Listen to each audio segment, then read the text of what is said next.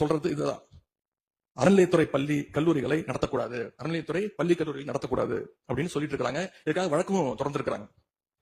இந்த நிலைப்பாடு திருமண மண்டபங்கள் வணிக வளங்களோடு நிற்குமா, இல்ல கல்வி நிறுவனங்களுக்கும் இந்த கண்டிஷன்ஸ் அப்ளை செய்யப்படுமா? இந்த கோவில்களில் பொதுமக்களுக்கு தேவையான அடிப்படை வசதிகள், பொதுமக்களுக்கு தேவையான தங்குமிட வசதிகள், பொதுமக்கள் பக்தர்கள் வரப்போது அவர்களுக்கு தேவையான அடிப்படையிலான கழிப்பறை வசதிகள் போன்ற இந்த வசதிகளை மேம்படுத்துவதை காட்டிலும் இவர்கள் கமர்ஷியலாக கோவில்களுக்கு திருமண மண்டபங்கள் கட்டுவதிலும் வணிக வளாகங்கள் கட்டுவதிலும் அதன் மூலமாக வருவாய் ஈட்டுவதை மட்டுமே குறிக்கோளாக வைத்துக் கொண்டு இந்த திட்டங்களை துவங்கியதன் காரணமாக மேலும் அதன் மீது பல்வேறு நீதிமன்ற வழக்குகள், ஸ்டே ஆர்டர்ஸ் இருப்பதனால நாம் அதையெல்லாம் ரத்து செய்து அறிவிச்சிருந்தோம்.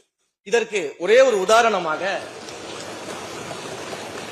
எந்த அளவிற்கு கோவில்களை கமர்ஷியலாக மாற்றுவதற்கு கடந்த ஆட்சி காலத்தில் முயற்சி செய்து கொண்டிருந்தார் என்பதற்காக ஒரே ஒரு சிறிய உதாரணத்தை மட்டும் சொல்லிடுறேன். குன்னூரில் இருக்கக்கூடிய அருள்மிகு விநாயகர் திருக்கோயில், ஏறத்தாழ அந்த கோயில்கள் இருந்து கோயில் நிதியை பயன்படுத்தி 10 கோடி ரூபாய் மதிப்பில ஒரு மல்டி லெவல் கார் பார்க்கிங் வசதியை அந்த கோயிலுக்கு ஏற்படுத்துவதற்கான திட்டத்தை இந்த அரசு அனுமதித்திருக்கிறது. இதற்கு முன்னால் இருந்தக்கூடிய அமைச்சர் அவர்கள் அறிவித்திருக்கிறாங்க. அந்த கோயில்ல ஒட்டுமொத்தமாக மாதத்திற்கு வரக்கூடிய பக்தர்களின் எண்ணிக்கையை 500 தான் ஆவரேஜா. அதே போல அந்த கோவில்களுக்கு அடிப்படையில கழிப்பறை வசதி கூட கிடையாது. இது மட்டும் இல்ல, குன்னூர் மற்றும் உதகையை சுற்றி இருக்கக்கூடிய அனைத்து பகுதிகளிலும் இருக்கக்கூடிய 50 கோவில்கள்ல பேசிக்கா இருக்கக்கூடிய டாய்லெட் ஃபெசிலிட்டிஸ் கூட இருக்கக்கூடிய கோயில்கள் கிடையாது. அப்படிப்பட்ட இடங்கள்ல கோயில் நிதியை பயன்படுத்தி எதற்காக மல்டி லெவல் கார் பார்க்கிங் தேவைப்படுது? அப்ப இது கமர்ஷியல் திட்டங்கள் இல்லையா? கோவில் நிதியை இப்படி கமர்ஷியலாக பயன்படுத்துவதற்கு எதிராக தான் நாம் இந்த திட்டங்களை எல்லாமே தடுத்து, இந்த திட்டங்கள் தேவையில்லை, அதற்கு பதிலாக நம்முடைய அரசாணையிலே வெளியிட்டிருக்கிறோம். மிக தெளிவாக கடைசி வரியை படித்து பார்த்தால் எல்லாருக்கும் தெரியும். இந்த கோவில் நிதியை பயன்படுத்தி கோவிலும் பக்தர்களும் பயன்படக்கூடிய வகையில மாற்று திட்டங்களை உருவாக்கும் வரியை நம்ம மென்ஷன் பண்ணியிருந்தோம். எந்த இடத்திலையுமே மக்கள் பயன்படக்கூடிய கல்வி நிலையங்களையோ இல்ல இது போன்ற மருத்துவ வசதிகளையோ நாம செய்து தரமாட்டோம்னு சொல்லல. இன்னும் சொல்ல போனா கடந்த 5 ஆண்டுகள்ல ஒன்றிய அரசின் நிதி உதவியோடு பழனியில பாத்தீங்கன்னா ஒரு சித்த மருத்துவமனை கட்டுவதற்கான நிதி உதவியை ஒன்றிய அரசு தருவதற்கு தயாராக இருந்தது. ஆனா கடந்த ஆட்சியில அந்த திட்டத்தை அப்படியே கிடப்புல போட்டு கேட்டா ரெக்கரிங் செலவை எங்களால ஏத்துக்க முடியாது அப்படின்னு சொல்லி கிடப்புல போட்டு வச்சிருந்த இந்த திட்டத்தை நாம இன்றைக்கு கையில் எடுத்து அது துவங்குவதற்கான ஆய்வில் இறங்கியிருக்கிறோம். அப்ப எந்த இடத்திலையுமே மக்கள் பயன்பெறக்கூடிய திட்டங்களை நாம தடுக்கவும் இல்ல, நாம யாருக்கும் பி டீமாக இருந்து வேலை செய்ய வேண்டிய அவசியமும் இல்ல. கோயில்களின் நிதியை ஒரு காலமும் கமர்ஷியலாக பயன்படுத்த வேண்டிய அவசியமும் மாண்புமிகு தமிழ்நாடு முதலமைச்சர் தலைமையிலான தமிழக வெற்றி கழகத்தின் ஆட்சிக்கு தேவையும் இல்லை. நீங்க சொன்னீங்க விளக்கம் சொல்லி திருப்பி இதை நான் அனுமதிக்க முடியாது. மாண்புமிகு எதிர்க்கட்சி தலைவர் பேசுங்க. குற்றச்சாட்டல்ல, விளக்கம் சொன்னார் அவரு. 10 கோடி ரூபாய்க்கு இந்த இடத்துல 10 கோடி ரூபாய்க்கு கோயில் பணத்தை எடுத்து ஏன் பயன்படுத்தினீங்க, அது வேற எதுக்கு பக்தர்களுக்கு பயன்படுத்தி விளக்கம் சொன்னார். அவ்வளவுதான். குற்றச்சாட்டு எப்படி வராது? மாண்புமிகு உறுப்பினர் சேகர் பாபு.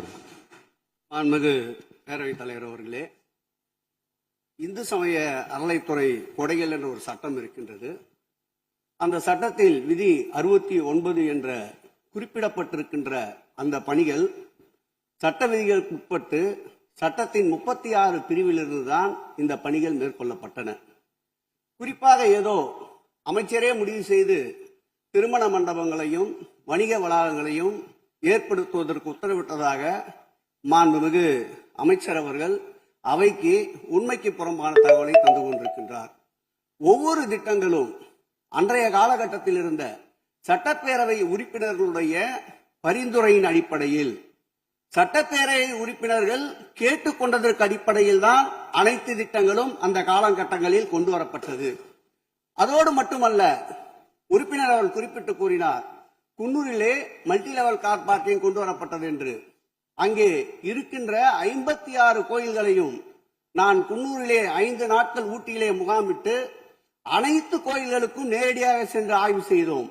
அந்த ஆய்வின் அடிப்படையில் அந்த திருக்கோயில்களுக்கு வருகின்ற பக்தர்களுடைய அடிப்படை தேவைகளுக்கு வருமானத்தை உயர்த்துவதற்காக குன்னூருக்கு சுற்றுலாவிற்கு வருகின்ற மக்களுடைய வாகனங்கள் போதிய அளவிற்கு பார்க்கிங்களுக்கு இடமில்லாமல் தவிர்க்கின்ற சூழ்நிலையில் அங்கே மல்டி லெவல் பார்க்கிங் கொண்டு வந்தால் நகராட்சி பரிந்துரையின் அடிப்படையில் வருமானம் பெருகும். அந்த வருமானம் திருக்கோயில்களுடைய மேம்படுத்துகின்ற பணிகளுக்கு உதவும் என்பதற்காகத்தான் அந்த பணிகளை மேற்கொண்டோம் என்பதை மாண்புமிகு அமைச்சர் அவர்களுக்கு இப்போது யார் அறிவுறுத்தி இந்த அரசாணையை வெளியிட்டிருக்கின்றாரோ அவர்தான் அப்பொழுது ஆணையாளராக இருந்தபோது இதே அறிவுறுத்தலின் பேரில் அரசாணையை வெளியிட்டிருக்கிறார் என்பதை பேரவைத் தலைவர் வாயிலாக அமைச்சருக்கு தெரிவித்துக் கொள்கிறேன். மேலும் அவர் கூறுவதற்கு எனக்கு பாயிண்ட் ஆஃப் ஆர்டர் பதில் கூறுவதற்கு அனுமதிக்க வேண்டும். மாண்புமிகு பேரவைத் தலைவர் அவர்களே, குன்னூரில் இருக்கக்கூடிய அந்த விநாயகர் கோயிலுக்கு சொந்தமான இடத்துல மல்டி லெவல் கார் பார்க்கிங் அமைப்பதற்கு ஏற்கனவே அங்க இருக்கக்கூடிய நகராட்சி நிர்வாகம் ப்ரப்போசல் வழங்கிய போது அந்த நகராட்சி நிர்வாகத்திடம் நம்முடைய நிலத்தை குத்தகைக்கு கொடுத்து அதன் மூலமாக இருக்கக்கூடிய வருவாயை வைத்துக் கொண்டு நாம் முடிந்த வரையில் நம்முடைய கோயில்களுக்கு தேவையான அடிப்படை வசதிகளை நாம் செய்து கொடுக்கலாம். ஆனால் கோயில் நிதியவே 10 கோடி எடுத்து அங்க மல்டி லெவல் கார் பார்க்கிங் வந்து எந்த விதமான பொதுமக்களும் பக்தர்களும் கேட்கல. பக்தர்களும் பொதுமக்களும் கேட்பதெல்லாம் கோயிலுக்கு உள்ளே சென்று மனநிறைவோடு தரிசனம் செய்துவிட்டு வெளியே வரும்பொழுது அவர்களுக்கு தேவையான அடிப்படை வசதிகளை தான் பக்தர்கள் கேட்டுக் கொண்டிருக்கிறார்கள். அதை செய்தாலே போதுமானது. மாண்பு எதிர்கட்சி தலைவர் பேசுகிறீங்க. மாண்பு போதுங்க. நீங்க சொன்னீங்க விளக்கம் சொல்லி திருப்பி இதை நான் அனுமதிக்க முடியாது. மாண்பு எதிர்கட்சி தலைவர் பேசுங்க. வேண்டாம், போதும். நிறைய நீங்க பதில் சொல்லிட்டீங்க. பாருங்க, மல்டி லெவல் கார் பார்க்கிங் தேவைன்னு அவர் இல்லைன்னு சொன்னாரு. ஏன் போட்டு நீங்க சொல்லிட்டீங்க. அதோட விவாதம் முடிந்தது. மாண்பு எதிர்கட்சி தலைவர் பேசுங்க. நீங்க திரும்ப எதுக்கு பாயிண்ட் பாடுற? இனிமேல் எதிர்க்கட்சி தலைவர் பேசி முடிக்கிற வரைக்கும் குறுக்கீடுகள் அவசியம் இருந்தால் அனுமதிப்பேன். அனுமதிக்க முடியாது. எதிர்க்கட்சி தலைவர் பேசலாம். ஒரு குற்றச்சாட்டு இல்ல, அவர் விளக்கம் தான் சொன்னார். என்ன குற்றச்சாட்டு சொன்னாரு? அவர் விளக்கம் சொல்லிட்டாரு. மாண்பு எதிர்க்கட்சி தலைவர் நீங்க பேசலாம். இனி மாண்பு எதிர்க்கட்சி தலைவர் பேசி முடிக்கிற வரைக்கும் எந்த குறுக்கீடுகளுக்கும் நான் அனுமதிக்க முடியாது. அவசியம் ஏற்பட்டால் விதிகள் உட்பட்டு அனுமதிக்க வேண்டிய உரிமை எனக்கு இருக்கிறது. இப்போது மாண்பு எதிர்க்கட்சி தலைவர் பேசலாம். சொல்லிட்டீங்க. நீங்க பதில் பாருங்க. அவர் சொன்ன உடனே நீங்க பதில் சொல்லிவிட்டீர்கள். குற்றச்சாட்டு அல்ல, விளக்கம் சொன்னார் அவரு. 10 கோடி ரூபாய்க்கு இந்த இடத்துல 10 கோடி ரூபாய்க்கு கோயில் பணத்தை எடுத்து ஏன் பயன்படுத்தினீங்க? அது வேற எதுக்கு பக்தர்களுக்கு பயன்படு விளக்கம் சொன்னார். அவ்வளவுதான். குற்றச்சாட்டு எப்படி வராது?